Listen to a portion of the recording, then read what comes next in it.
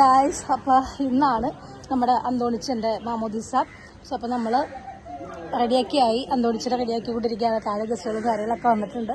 ബാക്കിയൊക്കെ ഞാൻ വലിയ വീഡിയോയിൽ പറയാം.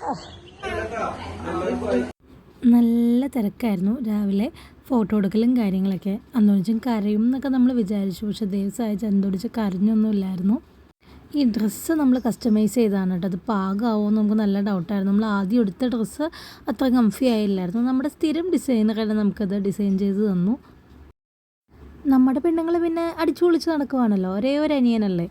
പിന്നെ ആസ് യൂഷ്വൽ നമ്മുടെ ചേട്ടന്മാർ സന്തോഷ് ചേട്ടനൊക്കെ തന്നെയാണ് കേട്ടോ ഫോട്ടോഗ്രാഫി കാര്യങ്ങളൊക്കെ ചെയ്തത്. ഈ കൊട്ടയൊക്കെ നമ്മൾ തന്നെയാണ് സെറ്റ് ചെയ്തത്. സോ ഫൈനലി നമ്മൾ പള്ളിയിലേക്ക് ഇറങ്ങാൻ വേണ്ടി പോവാണ് കേട്ടോ. പ്രാർത്ഥിച്ച് നമ്മൾ തലോട്ടപ്പൻ്റെ തലോട്ടമ്മയുടെയൊക്കെ കയ്യിൽ ബേബീനെയൊക്കെ കൊടുത്ത് നമ്മൾ പള്ളിയിലേക്ക് ഇറങ്ങുകയാണ്.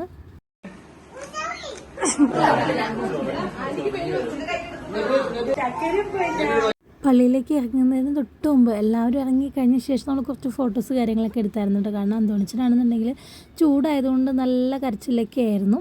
എന്നാലും വലിയ ശല്യം ഉണ്ടായിരുന്നില്ല. പിന്നെ നമ്മൾ ഫാമിലി ഫോട്ടോസൊക്കെ എടുത്തു. നമ്മൾ ശരിക്കും പറഞ്ഞു കഴിഞ്ഞാൽ കളർ തീമാണ് കേട്ടോ. എല്ലാവരും ഒരേ തീമായിരുന്നു. നമ്മൾ കോസ്റ്റ്യൂംസ് എടുത്തത് ആലുവയിൽ നിന്നാണ് കേട്ടോ. അങ്ങനെ നമ്മൾ പള്ളിയിലേക്ക് 2 കാറിലായിട്ട് നമ്മൾ പള്ളിയിലേക്ക് പോയി. അവിടെ നമ്മുടെ സ്റ്റേജ് കാര്യങ്ങളൊക്കെ വിക്ടറിങ്ങൾ നല്ല സെറ്റാക്കി വെച്ചിട്ടുണ്ടായിരുന്നു. അന്നത്തെ ദിവസം നമുക്ക് 2 ബാപ്റ്റിസം ഉണ്ടായിരുന്നു കേട്ടോ. ഒന്ന് എൻ്റെ കൂടെ പഠിച്ച എൻ്റെ ഒരു ഫ്രണ്ടിൻ്റെ കുട്ടിയുടെ ബാപ്റ്റിസം ആയിരുന്നു.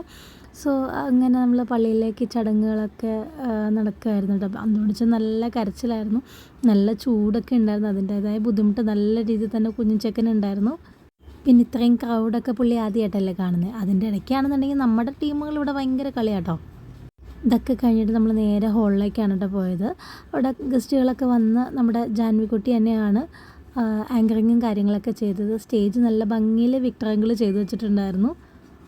ഭയങ്കര ബ്ലെസ്ഡ് ആയിട്ടുള്ള ലൈഫിലുള്ള ഓരോ ചെറിയ കാര്യങ്ങൾ ഞാൻ ഭയങ്കര ബ്ലെസ്ഡ് ആയിട്ടാണ് കാണുന്നത്. പിന്നെ ഇത് കേക്കിൻ്റെ കാര്യം പറയണ്ട, അത് നിമ്മിയായിരുന്നു കേട്ടോ സെറ്റ് ചെയ്തത്.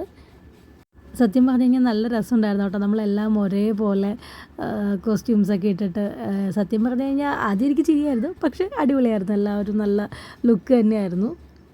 അന്തോണിച്ചതിനേക്കാളും വാശി ബേബിച്ചി കുഞ്ഞായിരുന്നു കേട്ടോ. ബേബിച്ചി കുഞ്ഞിൻ്റെ ചില നേരത്തെ വാശി കണ്ടു കഴിഞ്ഞാലുണ്ടല്ലോ നമുക്ക് ഇറങ്ങി ഓടാൻ തോന്നും. എന്നാലും കുഴപ്പമില്ല, ബേബിച്ചി കുഞ്ഞിങ്ങനെ അഡ്ജസ്റ്റബിളായിട്ട് തന്നെ ഇരുന്നു. പിന്നെ കേക്ക് കട്ടിങ് സെറിമണിയും കാര്യങ്ങളും ഒക്കെ ആയിരുന്നു കേട്ടോ. കേക്ക് കട്ടിങ്ങും എല്ലാം കഴിഞ്ഞിട്ട് നമ്മൾ നേരെ തന്നെ ഫുഡ് കൗണ്ടറിലേക്ക് പോയി. ലൂക്കാപ്പി ആണെന്നുണ്ടെങ്കിൽ അവിടെ എല്ലാത്തിനും നേതൃത്വം കൊടുക്കുന്നുണ്ടായിരുന്നു. ചേട്ടനാണല്ലോ, നേതൃത്വം കൊടുക്കുമല്ലോ.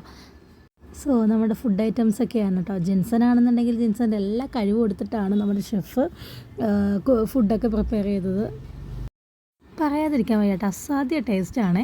പിന്നെ മെനുവിൻ്റെ ഫ്രണ്ട്സൊക്കെ വന്നിട്ടുണ്ടായിരുന്നു, അവരുടെ ഫോട്ടോസൊക്കെ എടുത്തു. പിന്നെ അവരുടെ ഡാൻസും കാര്യങ്ങളൊക്കെ ഉണ്ടായിരുന്നു.